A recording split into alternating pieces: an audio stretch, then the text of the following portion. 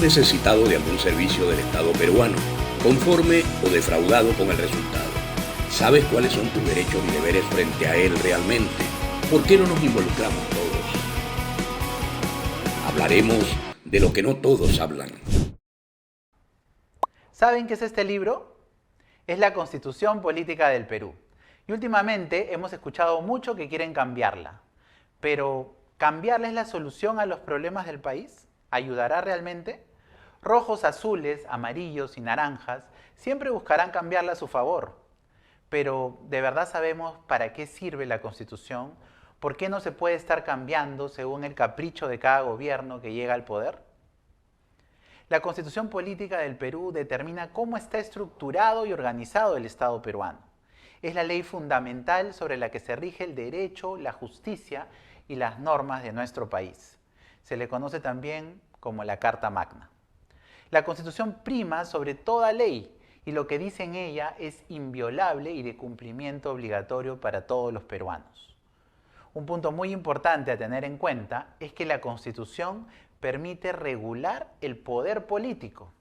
Aquí ya vemos la razón por qué quieren cambiarla a conveniencia los gobiernos de turno. También la Constitución señala cuáles son nuestros derechos, los derechos de cada persona, como el derecho a la vida, a la igualdad ante la ley, a que nadie puede ser discriminado por su origen, raza, sexo, idioma o religión. Señala además el derecho a la libertad de expresión, a la intimidad personal y familiar, a poder elegir el lugar donde queremos vivir, entre otros derechos. Pero la pregunta que nos hacemos hoy es, ¿se debe cambiar? ¿Sabemos los mecanismos constitucionales para poder modificarla? ¿Es necesario cambiar realmente la Constitución? Para conversar sobre este tema, hoy nos acompaña el abogado constitucionalista Lucas Gersi Murillo, quien hablará sobre esto y mucho más.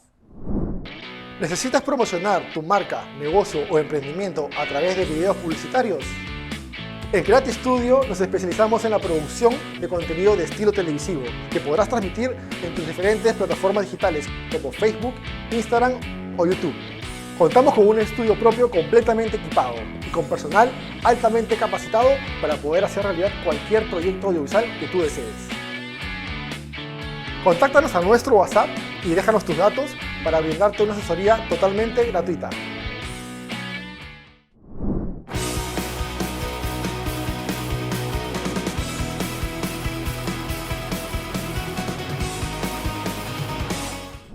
Y ya estamos acá en la entrevista en Señor Estado. El día de hoy nos acompaña Lucas Gersi, abogado constitucionalista, con quien vamos a conversar justamente sobre todos estos temas tan importantes que muchas veces se nos presentan difíciles de entender, ¿no?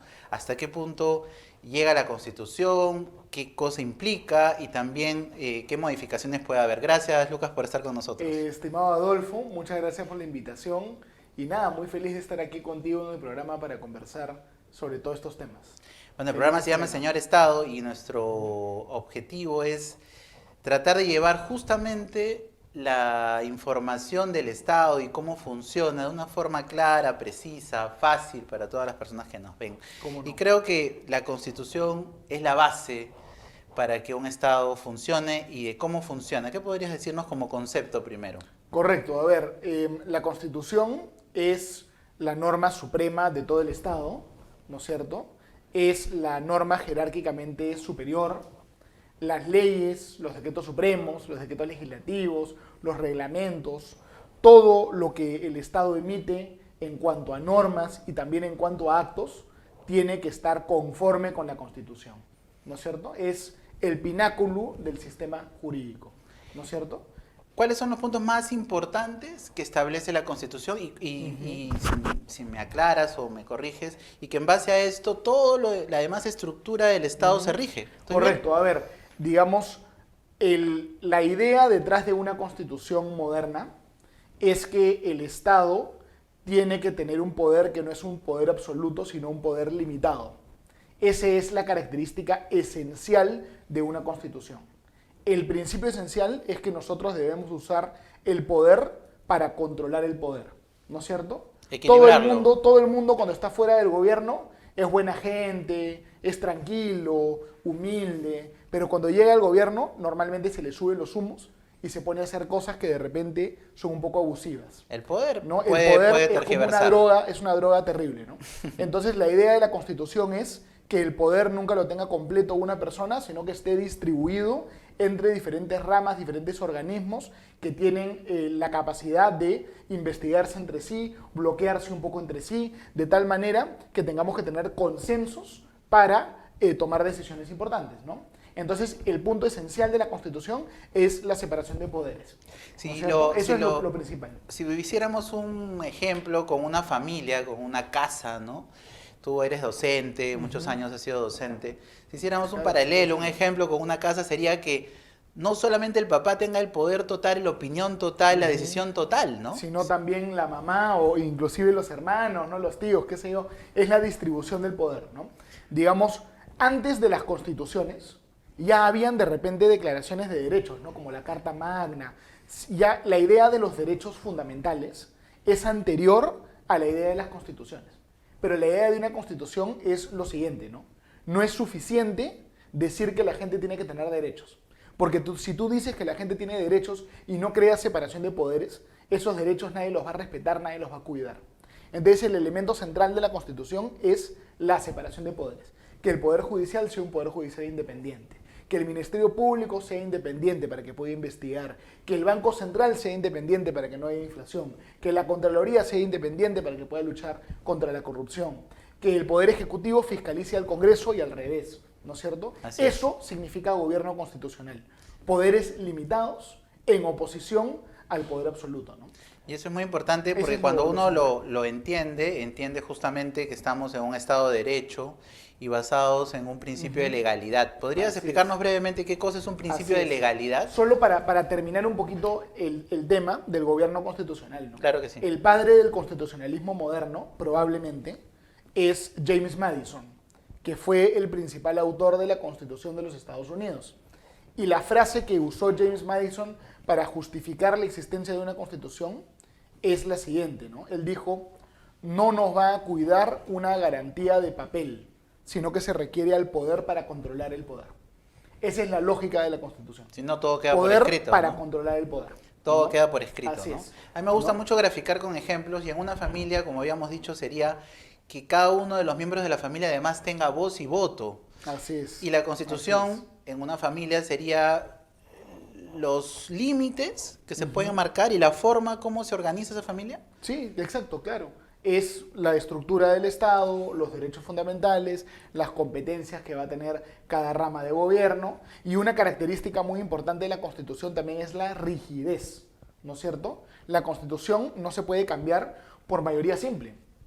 No es que tú ganas las elecciones con 51% de los votos y con 51% de los votos cambias la Constitución. Claro, ahí vamos ¿No a es ir cierto? cómo se reforma, cómo se cambia. Este es un elemento central, porque si la Constitución la pudiésemos cambiar por mayoría simple, la Constitución no sería un límite al poder, sino un reflejo del poder, ¿no? Gana la izquierda, la Constitución sería de izquierda.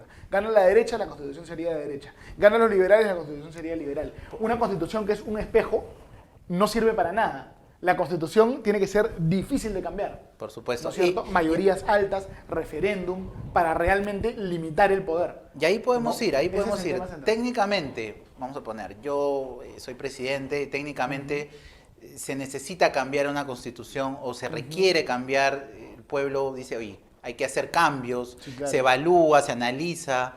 ¿Cómo técnicamente procede un cambio de un artículo en la Constitución? Hablas de Correcto. mayoría, pero ¿qué cosa A es ver, mayoría? En el Perú, el procedimiento para modificar la Constitución está establecido en el artículo 206 de la Constitución.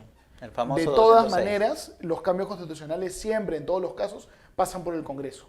¿No es cierto? Perfecto. No puede haber reforma constitucional sin pasar por el Congreso. Todavía no Y el- hablemos de una asamblea constituyente, No, estamos no, hablando de una estamos reforma. hablando de una reforma, ¿no? Y el requisito para reformar la Constitución es que haya una votación en el Congreso con 87 votos en 2 legislaturas ordinarias sucesivas. O, si se obtiene mayoría simple, pero no llegas a los 87 votos, después un referéndum que ratifique esa primera votación en el Congreso. Perfecto. Así se cambia la Constitución en el Perú, ¿no? Y esos términos referéndum, por ejemplo, para algunos pueden sonarnos muy comunes, pero ¿qué cosa es un referéndum? Un referéndum es una votación en el cual las personas no es que votan a favor o en contra de un candidato, sino que votan a favor o en contra de una propuesta legislativa. ¿Propuesta Ese es un por quién? referéndum.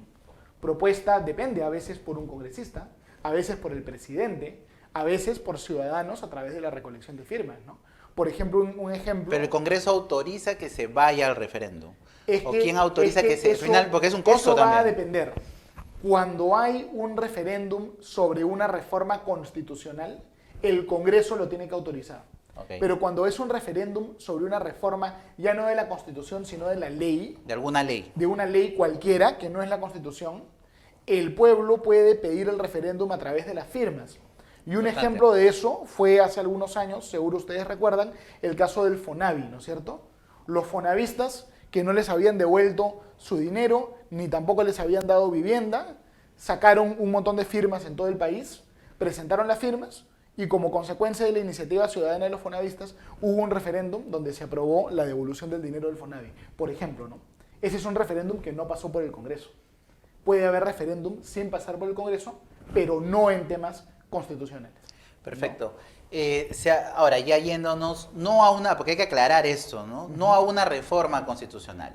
Pero antes de pasar al otro ejemplo, ¿se requiere hacer reformas constitucionales? Tú eres un defensor, además de que sí se necesita, que no Claro. mantengamos en el status quo, sino que siempre, permanentemente, requiere hacer A modificaciones ver, o reformas. en el Perú la Constitución tiene partes que son muy buenas y partes que todavía tenemos que mejorar, ¿no es cierto? Yo estoy en contra de la Asamblea Constituyente, naturalmente, pero no soy un defensor del status quo. Creo que hay que cambiar un montón de cosas. La parte de la Constitución que está más o menos bien es el capítulo económico de la Constitución. Antes de que se apruebe la Constitución del año 93, en el Perú teníamos una economía totalmente cerrada al mundo. En el Perú prácticamente no entraban productos del extranjero y la mayoría de empresas que habían en el Perú eran monopolios. Los más ¿no es jóvenes cierto? no creen que había una sola marca de detergente, una Exacto. sola marca de... Solo había una marca. Yo le cuento eso a mis hijos y no me todo creen. Todo eran monopolios en el Perú. Los precios eran muy altos, los productos eran de mala calidad, todo era caro. Para tener de repente un teléfono había que esperar de repente un año, año y medio, y lo mismo con todos los productos, ¿no?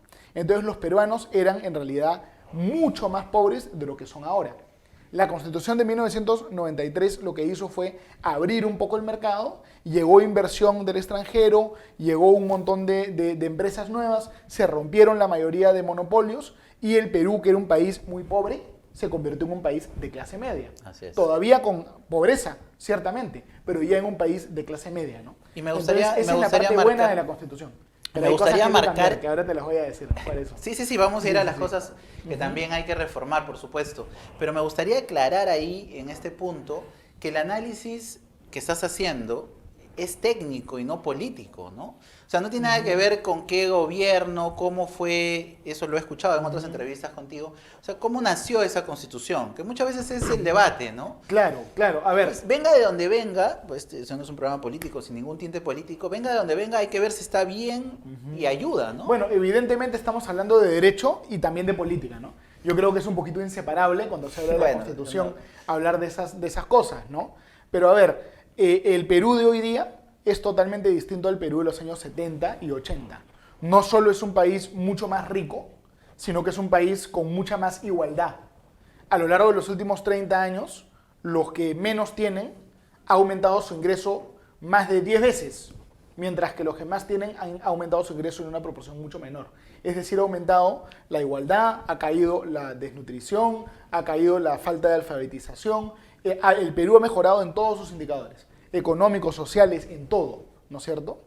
Lo cual no significa que sea perfecto. Algunos dirán, ¿no? pero Lucas, eso gracias a la Constitución, sino gracias a la forma económica como la Constitución lo plantea, que se ha desarrollado. Claro, pero las es que políticas la económicas. Constitución cambió el modelo económico, estableció que la iniciativa privada era libre, estableció que ya no podía haber planificación del Estado, estableció que había que no se podía prohibir pues, las importaciones, que no se podía prohibir la tenencia de moneda extranjera. La Constitución del año 93 hizo una revolución en nuestro modelo económico que permitió que el país tenga éxito y prosperidad económica hasta cierto punto. Y que ¿no? podría verse mejor. Y que podría mejorarse. Ahora, para contestar tu pregunta sobre el origen de la Constitución del año 93.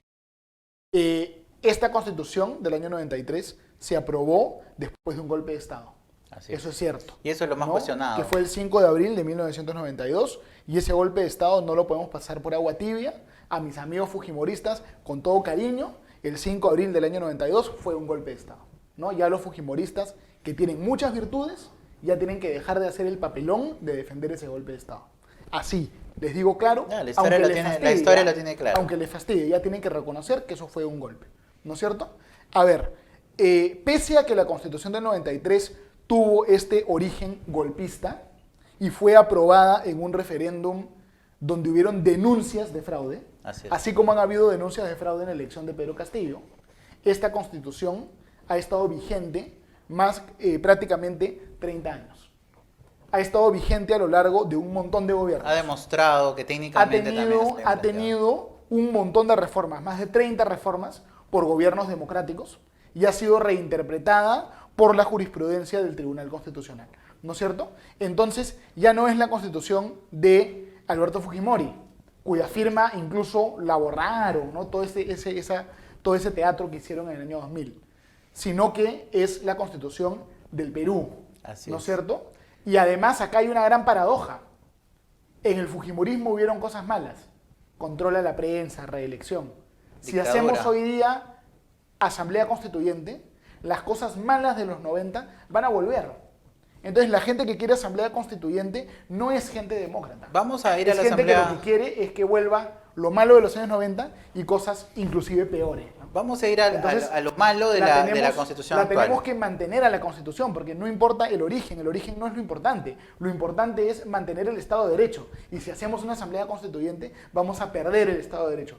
Eso es lo importante, eso es lo esencial, ¿no? Y eso es lo que el Perú se mantenga como un país democrático. Perfecto, sí, vamos a ir y vamos a explicar la asamblea constituyente porque, como te conté, tengo hijos adolescentes, jóvenes, y creo que a la gran mayoría escucha de asamblea constituyente, pero no entiende realmente técnicamente cómo funcionaría. Ahora lo vamos a desarrollar. ¿No? Y eso vamos a desarrollar. Pero antes de pasar a eso, estábamos hablando de las cosas buenas que tiene la Constitución actual. Claro que sí. En tu punto de vista, en tu opinión, porque cada uno puede tener sus propias opiniones, sí, ¿no? Claro.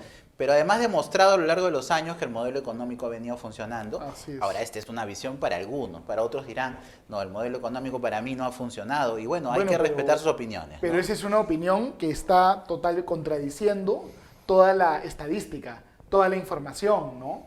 Es absolutamente objetivo que en el Perú ha habido un crecimiento económico y una mejora en todos los indicadores que ha sido, pues, notable, ¿no? Siendo un ejemplo. Pero claro, y siempre va a haber los sectores que van a decir, esta Constitución no me representa. Lo que pasa Tú que has estado en la calle, porque has estado en la calle recolectando firmas, has estado hablando con claro. mucha gente, incluso te piden que te lances a la presidencia de la República, seguramente en muchos lugares te piden autógrafos, tienes hasta fans. O sea, ¿cómo sientes? ¿Quién te dice, oye, ¿sabes qué? Esa Constitución no me representa? Porque también te pueden haber dicho eso. No, y tú claro, puedes haberlo hay evaluado. mucha gente en el Perú que tiene una amargura muy grande con relación a la Constitución, ¿no? Digamos, no podemos nosotros pasar agua tibia por la historia del Perú. Lo que ocurrió cuando hubo el cambio de régimen económico es que mucha gente fue despedida del Estado, ¿no es cierto? Entonces hay un montón de personas que asocian a la Constitución con la ruina económica de sus familias. Entonces esas personas tienen de manera comprensible una herida, pues, y hasta ahora les duele, una herida horrible, ¿no? Porque gente que fue despedida de la noche a la mañana, que perdió todo, ¿no? Entonces hubieron seguramente arbitrariedades. Como cualquier cambio, en ese ¿no? momento, ¿no? Como Hubieron todos los seguramente cambios. arbitrariedades, ¿no es cierto? Pero eso no significa que haya que volver al modelo económico de los años 70, porque eso sería peor para todos. Nosotros tenemos que tener la grandeza de pensar en lo que le conviene al Perú de manera racional. Todos nosotros tenemos nuestra historia familiar, ¿no es cierto? Todos nosotros tenemos nuestras derrotas y nuestras victorias. derrotas, nuestras victorias, pero si nosotros no somos capaces de trascender lo personal para identificar lo que realmente le conviene al Perú, vamos a estar mal, ¿no? Yo podría quedarme en lo personal, ¿no? Ustedes saben seguramente, mi padre fue víctima del autogolpe. Del 5 de abril, claro, por supuesto. Yo podría quedarme en lo personal, qué terrible, cómo lo sacaron. Y que además que el golpe llevó a esa que hay que Constitución. volver a la Constitución. Podríamos quedarnos en eso, pero eso ya no es objetivo, ya no es lo que le conviene al país. Entonces hay que salir de ese tema emocional. Es que cuando uno ¿no? habla de la emoción no es objetivo, no, no es Así técnico. Lo emocional No, nos obviamente. quita la capacidad de razonar más allá de nuestras narices. ¿No es Eso cierto? es importante. Lo que fue malo para nosotros en cierto momento no quita que finalmente el cambio de modelo económico fue bueno para el Perú. Así Entonces es. tenemos que tener esa capacidad de pensar de manera crítica y de manera racional, porque eso es lo que nos hace finalmente humanos. Uno la cuenta capacidad de pensar, ¿no es cierto? Eso es lo que nos hace Ahora, humanos. es innegable que cada uno ¿No? cuenta la historia como la ha vivido, ¿no? Cada uno sí, aprecia, lo ve desde donde Sí, lo ha claro. vivido, ¿no? Por ejemplo, Por eso te preguntaba la qué percepción- gente se siente menos Así representada. es. Por eso, y eso era justo lo que te quería decir. La percepción que tengo es que la gente que está más a favor de la Asamblea Constituyente son personas de mayor edad, mucho viejito, ¿no es cierto? Ok. Que de repente perdió el trabajo. Por ejemplo, siempre que nosotros vamos a recolectar firmas a todas las ciudades del Perú, la mayor parte de la gente está feliz, firma, apoya, ¿no? Pero siempre aparecen unos señores muy mayores, ¿no? Respetables señores mayores, de repente a insultar o hasta Pero a firman y criticar, apoyan. insultar, ¿no? ¿Tú crees que realmente entendiendo qué cosas están apoyando o tienen que ustedes explicar muchas veces? No, ¿Les ha tocado hacer esa labor didáctica? Hay de todo, hay muchísima gente que conoce perfectamente el tema, hay otra gente que tiene una idea más o menos, otra gente que tiene una idea pues no muy clara, hay de todo. Hay de todo y parte del trabajo que nosotros hacemos es educar, difundir, hacer un trabajo cívico, conversar con la gente. La izquierda, la ultraizquierda en el Perú, siempre ha tenido una presencia social, siempre ha hecho un trabajo de campo. Por eso es que hoy en día están en el gobierno. La izquierda en el Perú es equivocada, pero hay que reconocerle que es chambera, que es disciplinada. Bueno, ¿No como- es cierto? En cambio, los liberales, la gente que cree en el libre mercado, la derecha, por así decirlo, entre comillas, es floja pues en el Perú. Te han dicho De que eres repente- representante de derecha. Te han dicho. Seguramente, yo eso no me molesta, ¿no? Pero el tema es, la gente que defiende el libre mercado nunca ha hecho su trabajo de campo. Ha pensado que todo lo podía arreglar en directorios, en cócteles, en cafecitos, y no han hecho trabajo de difusión de sus ideas. Y por eso es que la izquierda está triturando a la derecha en el Perú. Y Volvi- nosotros lo que queremos es revertir eso, compitiendo con la izquierda en el trabajo de campo, ¿no? Y ahí vamos Ese a es el ir tema. justamente para los que no tengan claro qué cosa es una asamblea constituyente, vamos a ir ahí. Estábamos en las cosas buenas de la constitución actual. Así Hablabas es. del modelo económico, sustentado con la historia en los últimos 30 años. Así es. Hay muchos especialistas que han venido incluso al programa diciendo que se necesita hacer una reestructuración total del Estado, que partiría de unas reformas constitucionales. Claro, digamos, la parte positiva de la Constitución. Vamos del- ahora a lo malo, vamos a lo Correcto. malo. A La lo que parte, consideras la parte tú malo. positiva es el modelo económico, ¿no? La parte que hay que mejorar todavía es la estructura del Estado. Porque en el Perú tenemos un Estado que a nivel constitucional no tiene estabilidad, ¿no es cierto? Y al no tener suficiente estabilidad, el Estado de Derecho es frágil y las instituciones son frágiles. Entonces la ¿no es constitución cierto? hay que modificarla. Hay que cambiar varias cosas de la Constitución, ¿no? Por ejemplo, pensemos en el Congreso. Todos los peruanos odian al Congreso. No odian a este Congreso, odian a todos los congresos.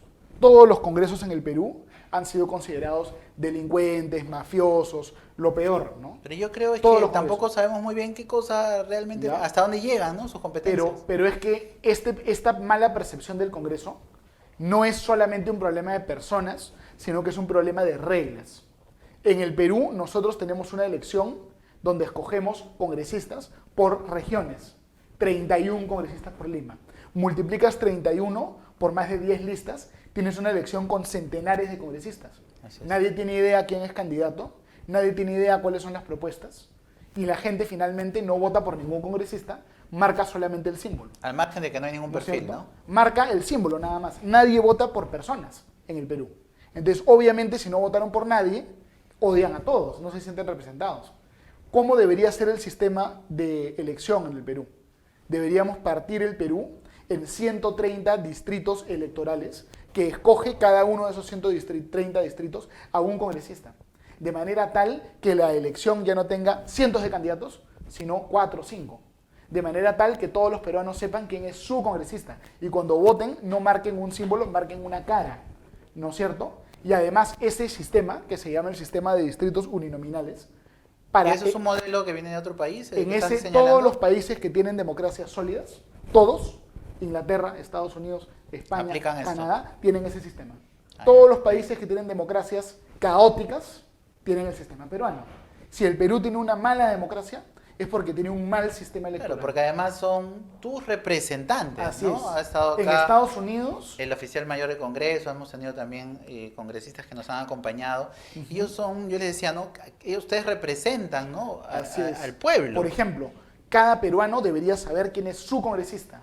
No debería haber congresistas por Lima, debería haber un congresista de repente por Villa María del Triunfo. Debería haber un congresista por Lince con Magdalena y San Isidro de repente. Hay que preguntarle a ¿No los es que nos cierto? ven, ¿sabe quién Debería es tu haber congresista? congresista por Los Olivos, de manera tal que cada peruano sepa quién es su congresista, ¿no es cierto?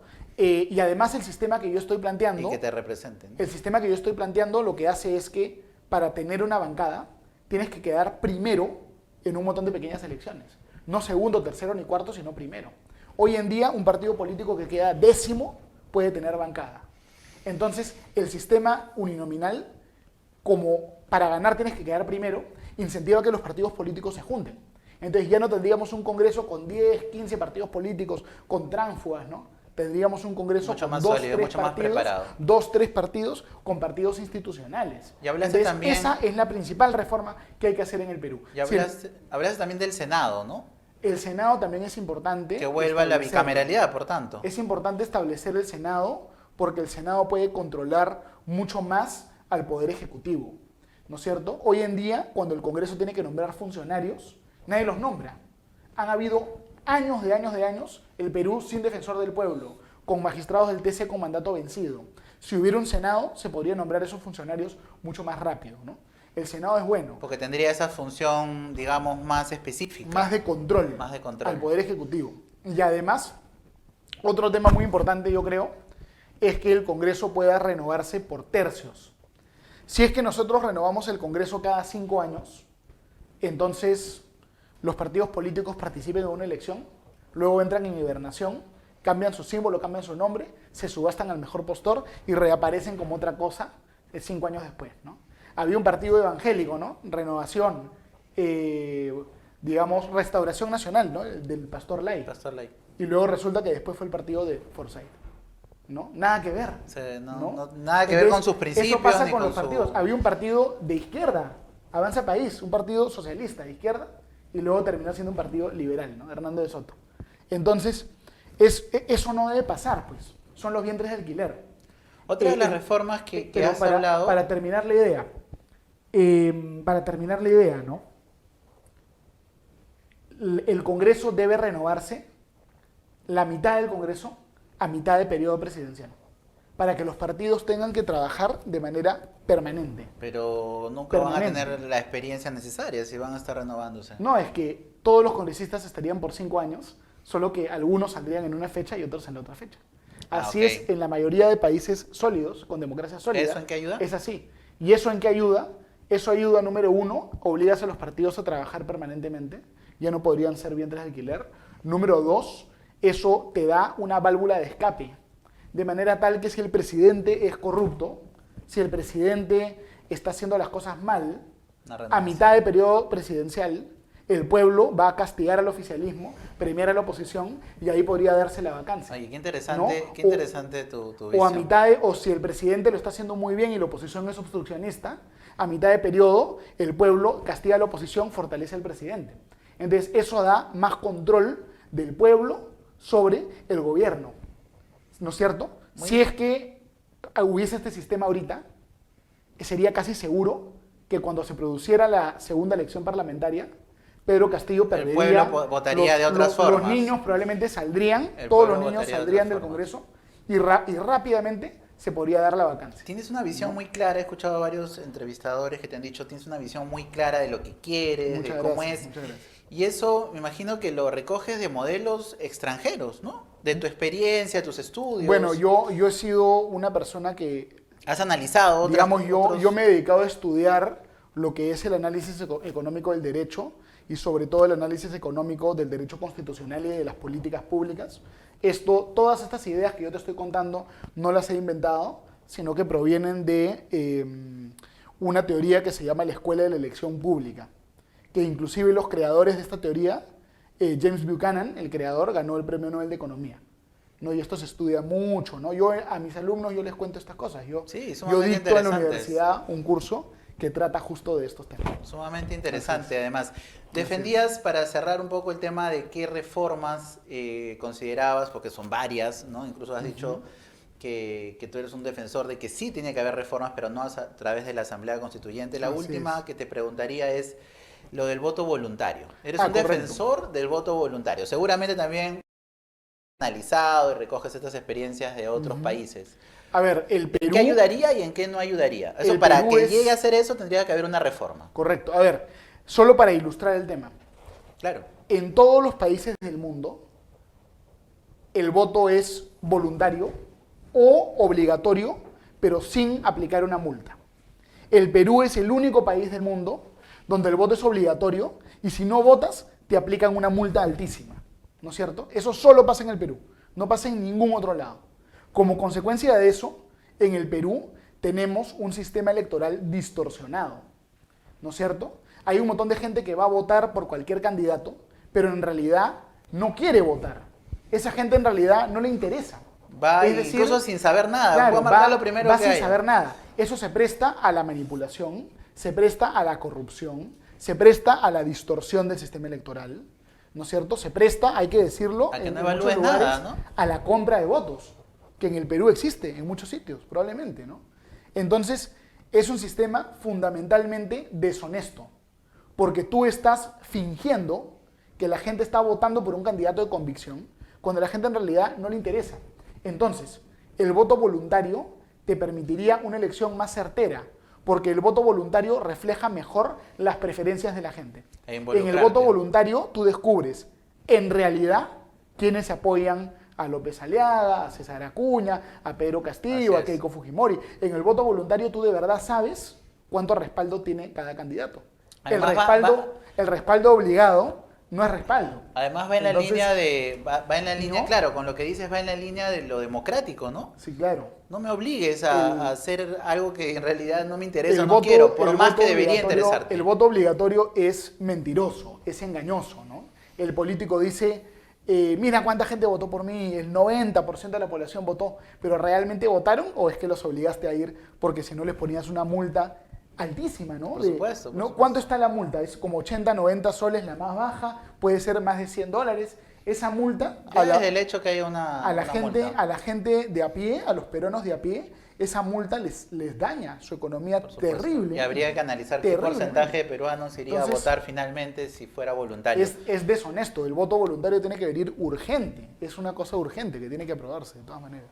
Vamos a explicar, me gustaría que nos ayudes a poder explicar ¿qué cosa es una asamblea constituyente? Correcto. Porque has defendido en los últimos meses, ¿no? El hecho de que no se proponga, no se autorice. La asamblea constituyente. ¿Qué cosa es realmente, técnicamente primero? A ver, la asamblea constituyente es como una especie de congreso que tiene por objetivo redactar una nueva constitución para establecer un nuevo orden jurídico y político en el país. Cambiar las reglas completas. Cambiar las reglas de juego. La Asamblea Constituyente, como está representando al pueblo peruano para fundar de nuevo el país, por definición no tiene límites. Nadie le puede decir a la Asamblea Constituyente tienes que hacer esto, tienes que hacer lo otro, sino que tiene un poder total. ¿Quiénes tiene un poder conforman la Asamblea absoluto. ¿O quiénes la conformarían en un escenario? Idealmente serían electos por el pueblo, pero este gobierno no quiere que sean electos por el pueblo, ¿no? Ahora, en un ratito voy a explicar eso, pero para no desordenarme, déjame terminar la idea. Por supuesto. La Asamblea Constituyente, como tiene poder absoluto, puede hacer cualquier cosa. Podría una Asamblea Constituyente restablecer la reelección presidencial indefinida, podría poner límites a la libertad de prensa, podría ir en contra de la separación de poderes, podría poner un régimen económico que nos quita nuestra libertad y restablece un modelo económico cerrado como en los años 70. Como la Asamblea Constituyente tiene poder absoluto, mientras redacta la nueva Constitución, también puede interferir en lo que hacen los demás poderes, ¿no? Por ejemplo, porque seguirían funcionando. Los demás poderes funcionan, pero la Asamblea Constituyente está por encima de todo. Entonces, una constituyente podría decirle a los fiscales, ¿no? ¿Sabes qué, fiscal?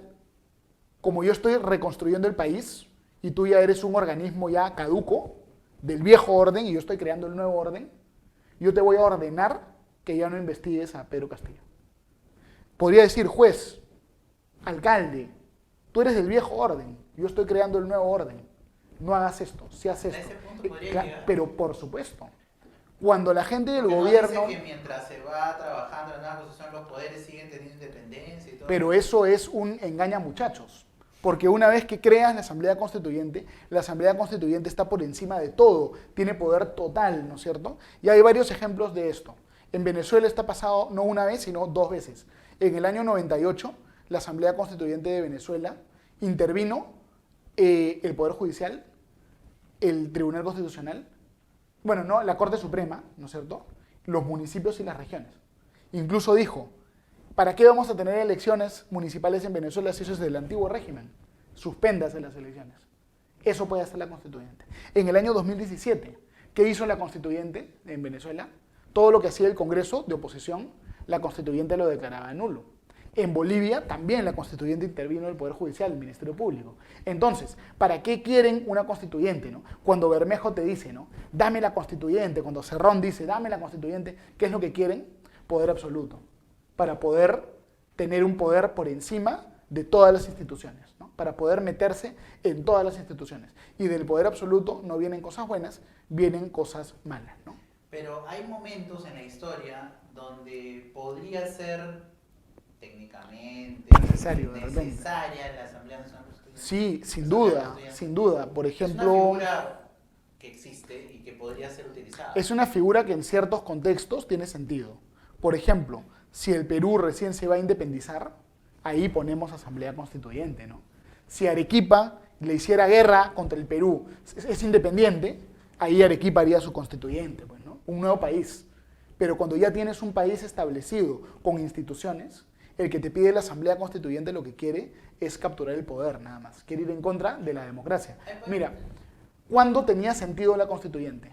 Cuando teníamos una dictadura y había que crear una democracia de nuevo. La democracia, como refundar el Perú. Como en el año 79, por ejemplo. Ahí sí estuvo bien. Pero el problema de América Latina es que la gente que busca el poder político todo el día propone la Constituyente cuando no tiene sentido tener Constituyente. ¿Por qué? Porque quieren ser dictadores, quieren tener poder. Entonces, en vez de trabajar con el Congreso, con el Poder Judicial, respetar la ley, todos quieren refundar el país. Y si siempre refundamos el país y nunca respetamos las reglas y todos son el Mesías, todos son el caudillo, todos quieren el poder, vamos a ser un país pobre, sin predictibilidad jurídica, sin estabilidad, sin respeto por las reglas. América Latina es pobre y África es pobre porque en vez de respetar las reglas de juego, todo el rato queremos tener constituyente, ¿no? Sin embargo, hay países muy desarrollados que sí han pasado por una asamblea constituyente, pero de repente es un tema más cultural, más de otro tipo de cultura. Pero ¿Qué cosa crees que por qué sí, Alemania, está demostrado que los países más desarrollados, más estables, cambian poco su constitución. Claro, los países que la cambian a cada rato son los países que les va mal, los países pobres, ¿no? Por ejemplo, está acreditado, ¿no? Los países más pobres cambian más su constitución, tienen constituciones más largas también, porque quieren meter todo a la constitución, y son más corruptos también, ¿no? Los países más ricos tienen constituciones más cortas, saben que la constitución sirve solo para los temas esenciales, lo no esencial no lo meten en la constitución, lo regulan en las leyes nada más, y son constituciones más estables, ¿no?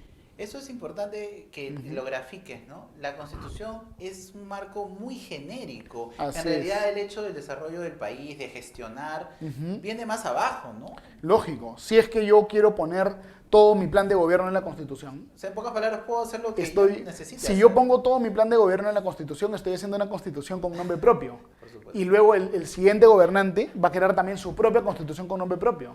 Y nunca crecemos como país. Y ese es el problema de América Latina. Que las constituciones que hemos tenido en el siglo XIX, una era la constitución de Gamarra, otra la de Castilla, otra la de Vivanco, ¿no? Entonces, la de Bolívar también, ¿no? La de Leguía. Entonces, el Perú nunca crecía porque siempre estábamos de constituyente en constituyente, de dictadura en dictadura, ¿no? Y eso es lo que tenemos que erradicar. Cuando nosotros decimos no a la Asamblea Constituyente, decimos no a la Asamblea Constituyente. Nuestro proyecto no es decirle no a Pedro Castillo o a Cerrón, No es político, solamente. no es político, es Es técnico, en contra básicamente. de esta cultura informal, antiinstitucional, que siempre quiere tumbar todo y hacer el país desde cero. Eso no es serio, elimina la estabilidad jurídica, genera riesgos de autoritarismo y dictadura y finalmente nos condena pues a ser un país bananero a la inestabilidad, ¿no? Pero además técnicamente, legalmente, lo has evidenciado, se queda claro, creo, con la conversación que para poder gestionar mejor, para poder tener una mejor gestión pública, para obtener resultados en salud, en economía, en educación, la Constitución no te pone ataduras, ¿no? Sino es más gestión pública, ¿no? No, claro. Buena. A ver, la Constitución es muy importante porque establece la separación de poderes, las competencias de los organismos del Estado, establece los derechos fundamentales. Es muy importante, pero no lo es todo.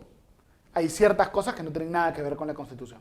Por ejemplo, la corrupción no tiene nada que ver con la Constitución. Ese ahí es un tema penal, es un tema de otro tipo, ¿no? La Constitución podría decir que no haya corrupción y va a seguir habiendo corrupción, ¿no? Ese es un problema que no tiene nada que ver con la Constitución. Otro problema que no tiene nada que ver con la Constitución es el tema de obras públicas. La mala ejecución. La mala ejecución, sí. Si tu alcalde se roba el presupuesto y no trabaja, ese no es un problema constitucional.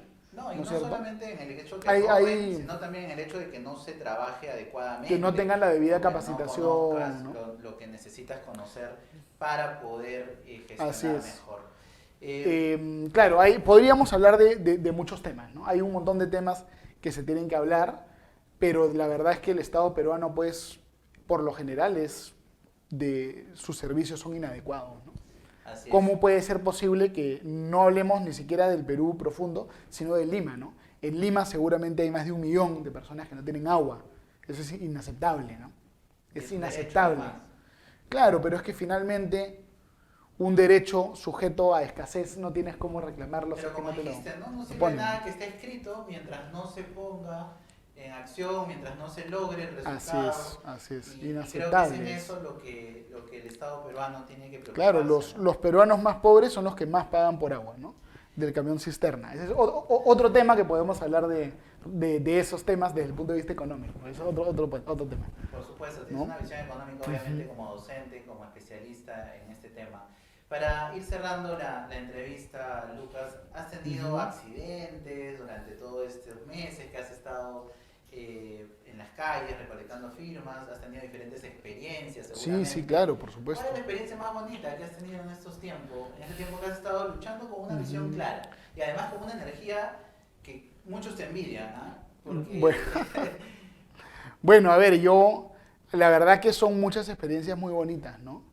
La verdad que yo lancé esta propuesta como ciudadano y la verdad que para mí ha sido algo muy, muy bonito ver el respaldo de tanta gente en todo el Perú. En los momentos más difíciles, cuando de repente empezábamos a perder la fe, siempre había gente que nos respaldaba y yo lo único que tengo es admiración y agradecimiento a todos los peruanos patriotas que siempre nos han estado apoyando, ¿no? Lo más bonito ha sido siempre el cariño de la gente, ¿no? Te reconocían, ¿no? El cariño de la gente. En las calles y te entusiasmaban a seguir con... Sí. Y bueno, Y que muchas veces preguntarán por qué lo haces, ¿no? ¿Por qué esa pasión en hacerlo? ¿Es un tema político? ¿Es un tema... Es que a mí el Perú me ha dado muchas cosas. ¿Estás hablando con el próximo presidente? No, eso no lo creo. Pero el tema es... Digamos, a mí este país me ha tratado con mucho cariño. Yo he tenido posibilidad de hacer muchas cosas en el Perú, ¿no? De poder tener una profesión, de poder tener muchas oportunidades. Y yo quiero, digamos, ver de qué forma retribuyo un poco a este país que quiero tanto. Y además yo quiero que mis hijos, el día que los tenga, puedan tener su proyecto de vida en este país. ¿No es cierto? Yo no quiero ver a la gente del Perú viéndose obligada a dejar el país, a abandonar. Me duele ver fuga de talentos, ¿no? Yo cuando escucho a una persona que me dice, oye, ¿sabes qué? En el Perú yo ya no encuentro nada, yo me quiero ir a otro país, que cada vez hay más de eso, me duele a mí eso, ¿no? Yo recuerdo gente antigua, gente mayor, que me decía que en el Perú habían oportunidades y de pronto llegó el golpe militar, la dictadura y no pudieron estudiar, no pudieron trabajar. Entonces, yo quiero un país donde se pueda construir un proyecto de vida. Yo quiero este país. Yo podría irme seguramente a vivir a otro país, pero otro país no va a ser mi hogar. Aunque me reciban con mucho cariño y aunque sea un hogar adoptivo, no va a ser lo mismo que el país de uno. Entonces yo lo que quiero es que tengamos democracia en el Perú, porque sin democracia no puede haber posibilidad de hacer empresa, de opinar libremente, de tener libertad religiosa también, de vivir con tu familia con tranquilidad. Si hay dictadura, se pierde todo. Y yo no quiero eso. ¿No es cierto? Yo quiero que se mantenga viva la esperanza, ¿no es cierto?, de poder hacer un proyecto de vida y salir adelante en el Perú. A mí me duele, yo no quiero que la gente pierda sus sueños. Eso es lo que a mí me motiva y es mi vocación. Y no es de corto plazo, es de largo plazo, ¿no? Esta pelea no es solo contra Bermejo, contra Bellido, contra Cerrón, sino que es una pelea de largo aliento, que la vamos a llevar por décadas. Yo lo veo como un proyecto tuyo, un objetivo tuyo, pero si señalas que no tiene nada que ver con un tema político en principio, es una vocación patriótica, ¿no? De buscar dentro de tu conocimiento, de tu amplia experiencia, bueno, lo que esto es sí es un tema político, evidentemente, porque tiene que ver con asuntos de interés público. No es electoral, pero sí es político. Y además acá hay un elemento también que nosotros queremos demostrarle a la gente en el Perú, que es posible hacer una campaña política no electoral. ¿No es cierto? Nosotros queremos mostrarle a la gente que uno puede luchar por sus ideas y por el bienestar del país sin buscar un cargo público. Como ciudadano. Y queremos motivar a otros ciudadanos a que también hagan lo mismo. Y queremos mandarle un mensaje a esta gente que quiere una dictadura en el Perú, ¿no? Que se está financiada desde el extranjero, que obedece, yo estoy seguro, mandatos extranjeros, ¿no? Son peones de gobernantes y dictadores extranjeros. Creo que ¿no? con lo que has graficado y con lo que nos has podido compartir hoy día, es. Muchas personas van a aclarar Muchas conceptos, van a aclarar técnicamente. El mensaje que les queremos dar es que los peruanos no vamos a ser unas ovejas mansas frente a la agresión que estamos sufriendo. Porque lo que hay ahora es una guerra asimétrica, ¿no? En otras épocas, a los países uno los invadía pues, con tanques, ejércitos. Hoy en día la guerra es asimétrica. Los infiltras, generas corrientes de opinión equivocadas, mandas agentes diplomáticos que en realidad son prácticamente agentes subversivos, ¿no? Y eso es lo que está ocurriendo en el Perú. Entonces queremos mandar un mensaje que los peruanos, o por lo menos un grupo muy importante de ellos, les va a contestar y que vamos a defender la soberanía de nuestro país y el carácter democrático de nuestro país y no nos vamos a convertir así nomás en una dictadura, en una colonia de otro país, en un siervo de otro país. Eso en el Perú no va a pasar. Y si pasa, que les cueste, ¿no? Que les cueste. De eso se trata, ¿no? Y la lucha también de es académica, ¿no? También. Seguramente en las También. aulas la vives. Por supuesto, claro que sí. Este programa busca justamente entender cómo funciona el Estado, qué conceptos se manejan. Claro que sí, Te ¿no? agradecemos mucho el habernos acompañado el día Muchas de hoy. gracias, Adolfo. Encantado de haber podido acompañarlos y hasta una próxima oportunidad. Muchas gracias. Te deseamos muchos éxitos en tus cuestiones. Esto ha sido todo en la entrevista el día de hoy, señor Estado.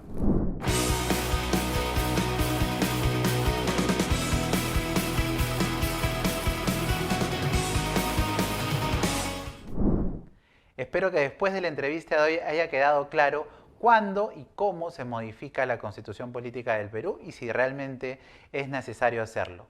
Los invito a seguirnos en nuestras redes sociales como Señor Estado y también suscribirse a nuestro canal de YouTube. Nos vemos en un próximo episodio.